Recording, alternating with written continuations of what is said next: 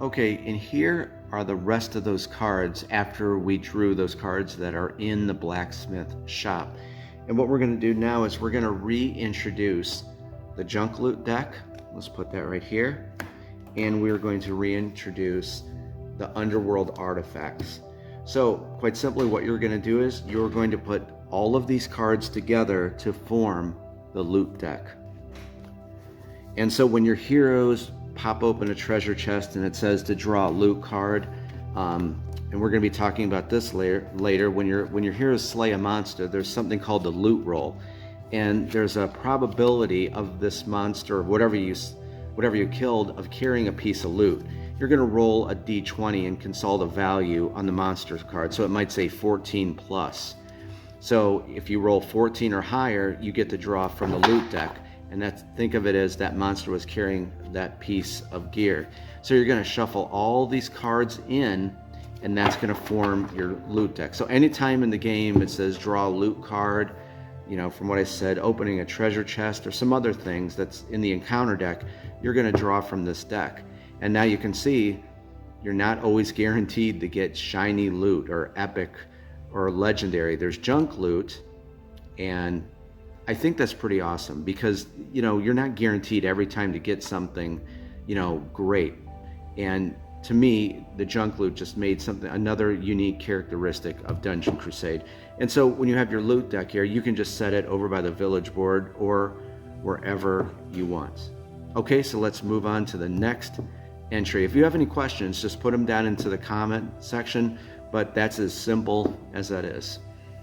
Okay, and we are on the last column right now. And again, I hope that you're enjoying this video and you're getting more acclimated to Dungeon Crusade.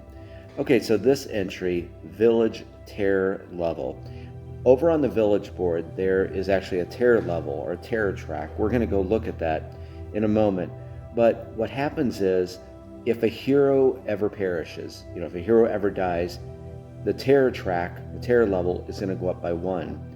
The minions in the game, though, if a raiding minion, and we're going to talk about vagrant minions and raiding minions, if a raiding minion ever escapes the dungeon, it will head to the village and raid the village, thus raising the terror level by 1. So again, we have novice difficulty, easy, normal, hard, expert, and master. Once you see the terror track over there, this will make sense. But for your first game, I would recommend putting this at 1, or you could set it anywhere in between. When I created this, I just put these values down just for a standard, but you can set it to whatever you want. Let's go over and look at the terror track now, and all this will fall into place, what we're talking about here. And here is the terror level, terror track, whatever you want to call it, right here. As you can see, it's numbered 1 up to 11, and kind of the 12 is a skull that says defeated. So as you can probably imagine, if this ever gets to defeated, you've lost. So like it said over in novice, I would recommend for your first game, you just take one of these red markers and put it on 1. So let's say vagrant raiding minion raids the dungeon, and raids the village rather. If it ever raids the village, you're going to raise that by 1. If one of your heroes is ever killed, you're going to raise that by 1. Villagers don't like seeing, their saviors killed. So on and so forth. There's a few other things, but I'll let you be surprised what it is. So as this goes up, if it ever reaches defeated, your heroes have lost and you'll have to replay the scenario. And so like I said, those values that I put on the scenario page, those are just, I just put those there. You can set this to whatever you want. You can even set it to 11 if you really want to be, something very challenging. But for your first game, I would just place it at 1. Okay, we'll move on to the next entry. Okay, and our next entry here we're going to talk about is a very kind of cool one, is the raid difficulty. Disregard the Guardian spawn track. We'll be talking about that next. But for right now, raid difficulty. And this is going to take a little bit of explaining. It's nothing complex at all, but you're going to see it's a pretty cool game mechanic, okay? Let's start with this. There's 2 types of minions. There's vagrant minions and raiding minions. When a minion enters the dungeon. I'm going to actually show you the cool system, how they spawn into the dungeon. So here's our skeleton grunt minion. Here is a Blackwood Prowler minion. Here's a Wraith minion. There's a bunch of different types of minion. But when they spawn into the dungeon, they're known as a vagrant minion, okay? They're just vagrant, meaning you're just aimlessly walking around and, you know, they're just walking. They don't know the heroes are within the dungeon. When a minion converts into a raiding minion, you know, something snaps in their little brains and says, I'm going to head out of this dungeon and go raid the village. This is a raid token. And we're going to talk about this mechanic next. When a vagrant minion switches from a vagrant minion to a raiding minion, you're going to place a raid token on that minion's monster card to signify they're a raiding minion. So briefly, we're going to show you the system, how you're going to spawn minions, and it's very cool, very simple. But let's touch on this real quick. How does a vagrant minion convert into a raiding minion, right? Okay. Notice these entries here. 20, 12, 10, 8, 6, and 4. Think of those as dice. They are dice. So this 20 here on Novice, this is a 20. When a minion takes its turn, it's going to roll for movement, and it's going to possibly roll the patrol route die for the patrol route system, and we will have a video on that. But keeping it simple, on a minion's turn, you're going to roll the raid die. So again, for your first game, I'm going to suggest keep this on Novice for 20. So every time a vagrant minion takes its turn, you're going to roll a d20. If 20 comes up, the highest value, that minion has decided to convert into a raiding minion, is going to head out of the dungeon. And there's these bloody arrows on the dungeon floor, and it follows those arrows. And again, we'll have a video over all of that, but we'll keep it simple for right now. So if we're playing with a raid die of 20, it's a d20. That means if that highest value is rolled, a 20, that vagrant minion will convert into a raiding minion and immediately head towards the exit of the dungeon to raid the village, thus raising the terror track we just talked about by 1. Okay? So let's go over to the dungeon UI board, and as you can see, there's different difficulties here. So let's go over there and chat about that. But first, I'm going to show you how minions spawn into the dungeon. Okay, and I just thought I'd show you this real quick because it's a very cool game mechanic, and it's super simple, and it's just very slick. So we're going to be talking about minion population in just a few minutes, but when you populate the dungeon, or when a minion spawns into the dungeon, or a guardian for that matter, it's going to use the system we're going to discuss. We're going to take you down here to show you, but there's these green like skull globes around the dungeon. There's 8 of them, and like right over here, I'm kind of pointing, there's 1, 2, 3, 4, 5, 6, 7, and 8. It's almost like a clock. Quite simply, all you're going to do is, when you have to spawn in a minion, you're going to take your D8 and roll it. So I'm going to roll over here. Okay, and 8 came up. All you're going to do is simply place that minion on that monster's spawn globe, and that's how you spawn a minion in. So it's over here in Ogre's Lair. So we'll go down there and I'll show you that. Then we'll head over to the dungeon UI board. But that's basically how guardians and minions spawn into the dungeon. So you can see, again, just like everything in Dungeon Crusade, you never have to think for the monsters. They will just randomly pop up, and so you'll never have to figure out where to spawn them. And hopefully you can make that out. There's 8 right there. So quite simply, our skeletal grunt has spawned in on 8. Now, just say we were playing and say it was the skeletal grunt's turn. It's going to be rolling the patrol route die and a d6 for movement, but we're just going to leave that out. So we're going to roll this to see first. You actually roll the raid die first to see if it's going to convert into a raiding minion, but actually you could roll all 3 dice at the same time. So for now, okay, we rolled. So that is a 10, right? A 10. So it would not raid. However, if that was a 20, That Vagrant Minion has now converted into a raiding minion, and you're going to place this on that minion's monster card. And that's as simple as it is. Okay, let's go over to the Dungeon UI board, and I can show you the difficulty chart. Okay, and here's the raid difficulty chart right here. And just like we said, for a novice difficulty or your first game, just go ahead and place your token on 20. Now, if you want to create some kind of different mod, or maybe this like goes to different raid values, go right ahead. But the official way is just you select one and you just use that certain die throughout the game. So as we wrap this up here, you can kind of see if you use, like a D12 or go down to the D10, D8, D6, D4, that Vagrant Minion is more likely going to raid because that value is going to come up on that die. So if you really want to challenge yourself, you could just put it over here on the hard difficulty setting. So that means anytime a 6 is rolled on a D6, that Vagrant Minion will convert into a raiding minion. And this is going to go, even though you kind of can't see it, but this over here is the minion population. And we're going to be talking about that last. So you kind of use this with this chart right here. So you could have as little as 1 or 2 minions spawn, or you could have up to 18 minions spawn, or you could go even higher, or anything in between. So that's basically the raid difficulty and how that works. You're going to be using that certain die, rolling it on a Vagrant Minion's turn. Highest value comes up, it's going to convert into a raiding minion. And lastly, there's kind of like a secret difficulty called Insane. And you have to be insane to try this. So right there's Master. If you want, you can use a D3 as your raid die. So make sure that's Insane difficulty.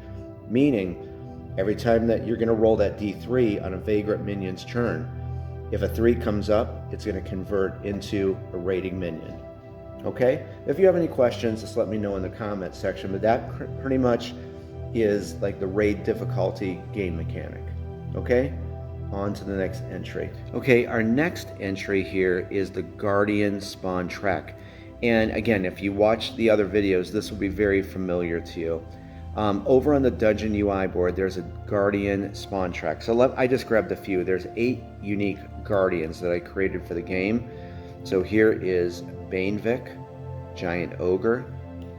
And here is Razorfang, this kind of menacing Minotaur wielding 2 axes. And it seems like to be everyone's favorite. There is Red Widow.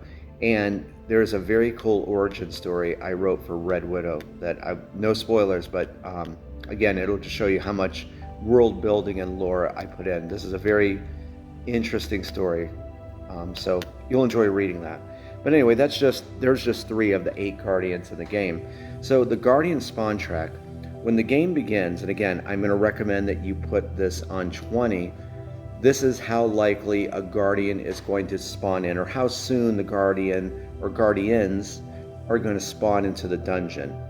We're going to be talking about this next. Actually, I'm going to pull this down. And these two definitely go together. So for your first game, and we actually might as well just talk about this, and we did talk about this in another video. For your first game, set it to Novice, and you're going to be rolling a D20. So we're going to go over there and talk about this more, but basically, on your first turn, there's a phase called the Guardian phase. You're going to roll a D20. If a 19 or lower comes up, there's no Guardian going to spawn. However, if a 20 comes up, yes, a Guardian is going to spawn into the dungeon. So this is almost like a timer, or like how the Guardians are getting closer to spawning to the dungeon. Your hero's presence, is becoming more apparent. So the Guardians are like the bosses of the dungeon. And we're going to talk about this next, the Guardians per quest table. We'll save that, but this is how many Guardians you want to have in your dungeon. How many, the quota of how many Guardians you want to spawn. Again, you're going to want that on Novice. But let's go over there and take a look at the Guardian Spawn Track. Okay, and here we are at the Guardian Spawn Track. So you can see it goes from 20 all the way down to 11. And you're just going to take one of those familiar red marker tokens and place it on 20. So let's say, and remember, the next video, we're going to go over the 5 phases that comprise a churn: upkeep, encounter, guardian phase, hero phase, monster phase. So let's say on our first turn, we're in the guardian phase. All you simply do is roll a d20. And the result is, is it 18, 16? That is a 16. Okay, so no guardian is going to spawn because, of course, 20, I guess you could say, is the trigger number. Okay, at the end of the guardian phase, just move this down. It's as simple as it is. So you can see, the next on turn 2, when we get to the guardian phase, you're going to roll again. If a 19 or 20 comes up, you're going to spawn a guardian. So say this was the second turn, 1, nope. We're going to move it down once again, so on and so forth. So that's what the difficulty is. It's basically how soon do you want guardians to show up in your dungeon. And again, you can go off that chart. If you want to start it at 11, go right ahead and start it at 11. So that's exactly what the guardian spawn track is. It's just where you want to put this red marker token and how soon you want guardians to show up in your dungeon. Okay, and before we talk about that next entry, guardians per quest table, let's go over this real quick. And again, if you saw those other videos, this will be very familiar to you. There's the main quest, side quest, and kill the guardians. This token, or this quest, is in direct correlation to this next entry for kill the guardians. So I just wanted to show you that quest and tell you this is directly connected to the next entry we're going to be talking about. Okay, let's go look at the scenario page. Okay, I'm glad I showed you that first. So the next entry, guardians per quest table, it simply means this: how many guardians do you want to show up in your dungeon? Again, I'm going to recommend playing when you're starting off, just have one guardian spawn. So remember that token, once that one guardian spawns into the dungeon and your heroes kill it, that quest is complete. You're going to churn that quest token over. Let me grab that real quick for you. So let's just say for our first game, we just had one guardian, and it was Banevik here. Okay, so the heroes took Banevik down. Here's your kill the guardians. That quest is complete. You're going to flip it over to the closed book. It's been cleared. That's all that means. And then as you get more acclimated to the game, move it up to maybe 2. You're going to have 2 guardians spawn. Once those 2 guardians are killed, what are you going to do? Your kill the guardians quest is done for quest table 1. You're going to flip the book, or flip it to the side with the closed book. That's cleared. So on and so forth. And yes, you could even have 6 guardians spawn, and it kind of like that insane difficulty, that hidden difficulty. Picture 7 and 8. You could try 8 guardians, and that's when you're spawning 7 or 8 guardians, that's when you're playing like Mega Dungeon Crusade, and you're having tons of minions in the dungeon and 8 guardians and like all 12 heroes. And Paul, I know you're watching. I want to beat you and have a playthrough of that. It's going to be a long playthrough, I guarantee you, but it'll be awesome fun. So it's quite simply that. So that's exactly what guardians per quest table means. Start off in one guardian first. Okay, let's talk about the last entry here, and then I'm going to show you some simple mods, and we'll go over the monster difficulty decks, which are add-ons.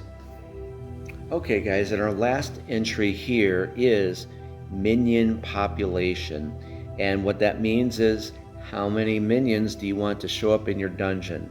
And again, I just put these numbers, these values here as kind of a guideline, but you can even go lower or higher. So let's say, how many minions do you want in your dungeon? Do you just want 3 to show up? Do you want 4 to show up? Do you want 5 to show up? 6, 7, 8, 9, 10, 11, 12 of them, 13 or 15 or whatever you want. You get the picture. There is 30 minions in the game. For your first game, I would recommend 3 minions. And then as you get more acclimated, you can move that up. And remember, you can always go off, but even if you want to go lower and just have 2 minions spawn or 1 minion, that's totally fine. Whatever kind of game you want to create, you can always go off these charts and do what you want. Okay, let's go back to the Dungeon UI board and let me show you the minion population track and how you keep track of minions in the dungeon. Okay, and here we are at the minion population track, and there's all these different values here.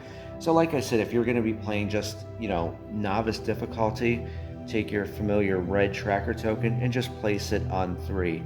Now during the game, no spoilers, but there are some game events that could raise this and possibly lower that. So your first game, I would recommend spawning 3 minions into the dungeon, and that will happen during the monster phase, as we're going to discuss in the next video. But you could also, change it for have 6 minions spawn, or as I said, 10 minions, or 13 up to 18, or I guess even beyond that if you want. But for your first game, I'm going to recommend just to have just 3 minions and to keep order in the dungeon.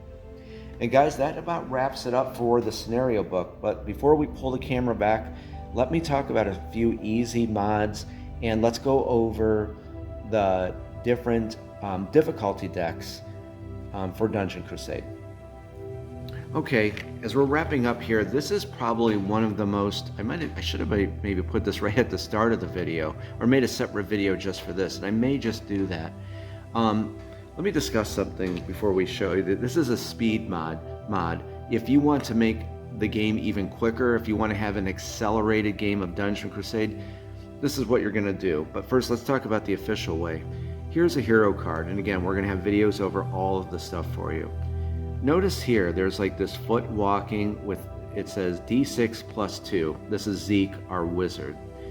So what that means is, for his movements, you're going to roll a D6. It's very, very simple. You're going to roll a D6, and then you're going to add 2 to that result to generate Zeke's movement. And all the heroes have this. All the monsters are tied to a D6. All the heroes are tied to a D6. So, for example, he has a base movement of 2 plus the roll of a 2. The result is 2. He would generate 4 movement. And I want to say something that about why there's a die roll, because some people ask, well, why is there a die roll? And to me, I think I'm a passionate creator. Here's what I think of when I'm rolling a die in Dungeon Crusade. A low result possibly means there's a hole in the dungeon. There's a lot of debris. So to me, this die represents, what the hero is trying to traverse through. So a low result could be a hole in the dungeon floor, or, debris, or, a bunch of skeleton bones they have to get through. But on a high result, it's a clear shot through the dungeon. There's nothing obstructing their path. So that's why I put a lot of thought into this game, guys. But that's why I have a die roll, because to me, it's like a simulation of a dungeon simulator of what could happen, with the lower results and higher results. So I just always like to say that to let people know that's why I had it with that, just to be more thematic, I guess. So, explaining that, so like I said, so Zeke has this, and I just grabbed the Blackwood Prowler. This is one of the minions. And again, we see that D6 plus 5. So the Blackwood Prowler, when it moves, it's going to add 5 to the result of D6, and they can move very fast. So 4 plus 5, so it generated 9 movement. Okay? And Guardians, and we're going to get into that later, Guardians move by quadrant to quadrant. Remember that? What's a quadrant? I think I heard Paul say it. It's a 6 by 6 area of a dungeon. So Guardians make big movement. So let's say Banevic here, on his hero card, he's going to move 2 quadrants with the patrol route die. But we'll get into that. I don't want to lose you on that. So what is this simple mod if you want a faster game? That's what we're discussing here. Okay, so let's just pretend that D6 on both these cards doesn't exist. Let's say it says a D8. So if you want, just forget that says D6, and you're going to roll a D8. If you want an even faster game, and of course we don't know if the highest value is going to come up, but pretend that D6 is not here or here, you're going to use a D10 for their movement. If you want an even quicker game, use a D12 to roll. So you can see you're going to have more, higher values. Thus, the heroes and monsters are going to go faster. You're going to have an accelerated game. So you don't have to, if you just want a quick fix. I don't know if I'd use a D20, but you know what? If you want to, that's there for you. Or as I call it, you could use the HQ mod, Hero Quest. I was going to grab a couple dice that have the pips on it, but if you want to roll, you know, like Hero Quest, and you add those two together, okay, so 6, and Zeke has 2, so he'd generate 8 movement, so on and so forth. So always feel free. Remember, there's no right way to play Dungeon Crusade, and that it's how you want to play it. But I'm probably going to make a video just on this to show this to people. So there you go. If you want a faster, more peppier game, do this simple with the other dice or 2d6s, and there you go, a faster Dungeon Crusade game. Okay, let's look at the monster difficulty decks and talk about a few variants, and we'll wrap this up. Okay, before we get started, I wanted to keep this, you know, simple for this. So as you may know, there is 186 monster cards in Dungeon Crusade. You know, there's the minions that go to level 1 to 3, champion monsters go from level 1 to 4, and of course the guardians go from level 1 to 4. So I didn't want to break all of those cards out. So we're going to go over this with the different difficulties with just using single cards to keep the format nice and easy to explain. So right here, this is a normal difficulty monster. Dungeon Crusade ships with normal difficulty monsters, and I assure you, I love tough games. These monsters are not pushovers. They're very, very tough. So you can tell that this is a normal difficulty monster, and all of them, for that matter, follows the same thing. There's like this white glow behind their nameplate here, okay? And over here, notice there's one skull here. It's a tiny, tiny, tiny little skull there. So this signifies this is a normal difficulty monster. So its health is right there. Those are the warfare values. We're going to have a video over the 6 different warfare types. And this is an elite. I believe we talked about elites. This has the gold star. So this monster in particular, the Blackwood Panther, oh my gosh, excuse me, Blackwood Prowler, has the Blood Moon Amulet. Let me point this out, that before any warfare roll is made, it's going to roll the d20. On a result of 16 to 20, the amulet activates. All warfare values gain +3 for this combat roll around. So that's pretty tough if that activates. Okay, so keep that in mind. So aside from normal difficulty monsters, I wanted to create more difficulties for people. Here is expert difficulty, and remember, just like this, there's 186 cards in the expert difficulty, so it mocks all of these.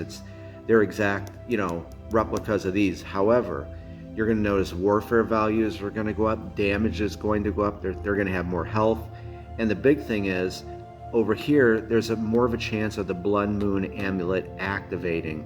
So on a 15 to 20, it will activate, but now those warfare values gain +4.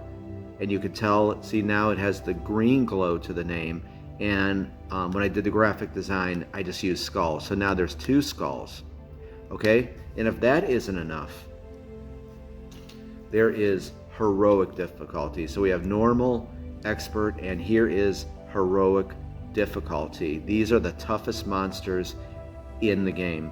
You can tell with the blue glow, you know, there's white, green, and blue. Now there is 3 skulls there. Warfare values are going up, damage is going up, and now if we look at the Blood Moon Amulet, it's on a 14 to 20 that will activate, but then it still stays at the +4. So as you can see, monsters are going to get more nasty as they go up. And I'll tell you something real quick. There was actually, way back, that I was doing a legendary difficulty, and it was going to have an orange glow to it. So I thought it was just too much at the time because we were working on all this, but perhaps down the road, you know, when we do this huge expansion, I would like to introduce legendary difficulty if, you know, if there's interest for it. Of course, if you guys want it, we'll do it for you. So now that I discussed this, we have normal, expert, and heroic difficulty. Let's chat about the 2 different game variants. 2 things. If you are a Slayer of the Realm pledge holder, you are getting all of the add-ons in there. So you're going to get all of these 2 different difficulty decks. If you have the Crusader of the Realm, there is these 2 difficulty decks as add-ons. And of course, if you're a returning backer and you don't have those, you can, of course, pick these up. Okay, and I think I was going to say something else about that. I don't know. If I remember, I'll come back to it. But let me discuss the two different game variants that you can use with the monster difficulty decks. Okay, and actually that's what I was going to tell you, that this is an official game variant and it's in the new revised rulebook. And saying that, I'm working with a very awesome gentleman, hopefully this weekend, guys. It's been so busy. The revised rulebook has been done. So that will be available in PDF format, so you can take a look at that. But just so you know that when you see it, that game, this game, what we're going to discuss is in there for you. So just yet two other ways how to play Dungeon Crusade. The first variant is very simple. All you're going to do is take all of those monster cards. You know, there's 186 in each one. You're going to mix them all together. That way, when you go into a chamber, you don't know what level or what difficulty your heroes are going to encounter. They can encounter a normal, expert, or heroic monster. I love difficulties in these kind of games, especially like the Diablo series. So that's variant one. It's very simple. You're just going to take all of, the level 1, level 2, level 3, all the champions, and mix those into the appropriate decks. So you're going to have some big, fat monster decks. They're going to be huge. So that's the variant one. The other one is a very cool one, where it's kind of like a progressive leveling of the monster. So let's say that we're playing. You're going to start out with normal difficulty monsters, okay?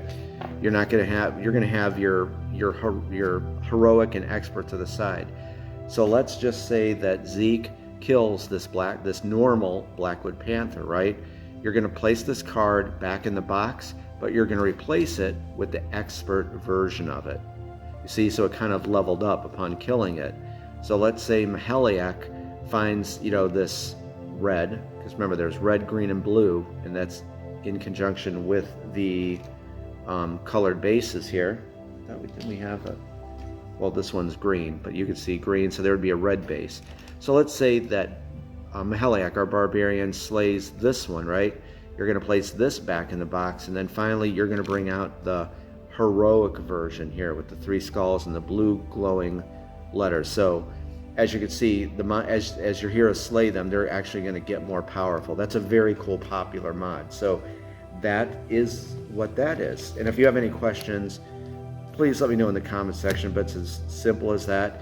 And actually, you know what? Before we go, I want to show you that there is something new for Dungeon Crusade, and that is the Minion speed track. So let's just touch on that and then we'll wrap it all up. Okay, and if that isn't enough, so hopefully you can see just how much you can do with this game.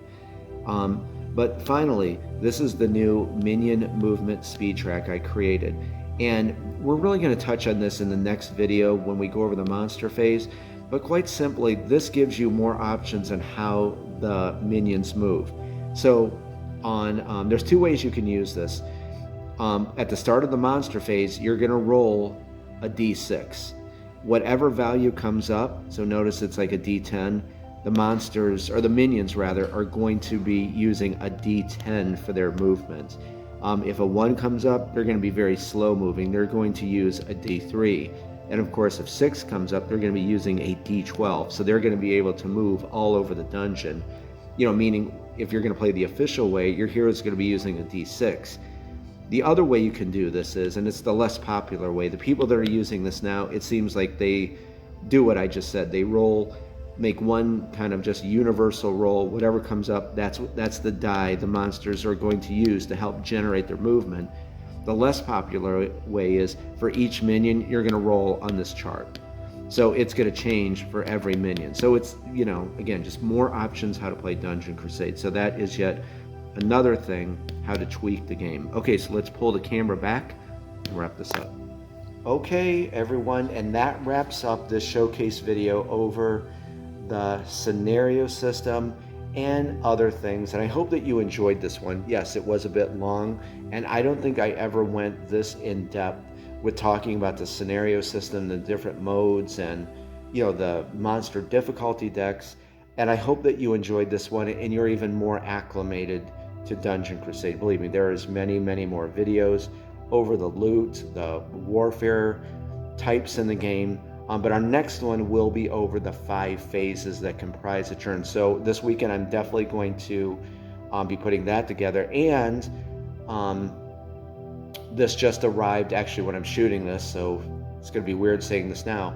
The proofs for the game for the manufacturer actually arrived today, which is Friday evening. And I've just been busy working on this and other stuff and getting back to people, but the proofs actually arrived sooner. So I would like to get a few more videos out in this series, and then of course go over the proofs in a video with you, show you everything, and then late next week, probably next weekend, now that the proofs are here, we'll have video. I'm going to put together the monthly Dungeon Crusade Kickstarter update. I'm sure everyone's going to be happy that the proofs are here and we're very, very close to printing. Remember, a link for the Pledge Manager is below. Still plenty of time. We will have plenty of fair warning out before it closes, but now that we have these and we're going to be reviewing them, it's going to go pretty briskly as we move into production and of course printing the game. Okay, everyone, as always, thank you so much for your time and your interest and your love and your excitement for the game. And I met so many nice people, Jason and Israel, and just thank you so much for everything. It really means a lot to me, more than you know. All right, guys, have a great day, have an awesome weekend, and I will see you in the next showcase video over the 5 phases that comprise the churn. All right, take care. Talk to you soon. Bye-bye.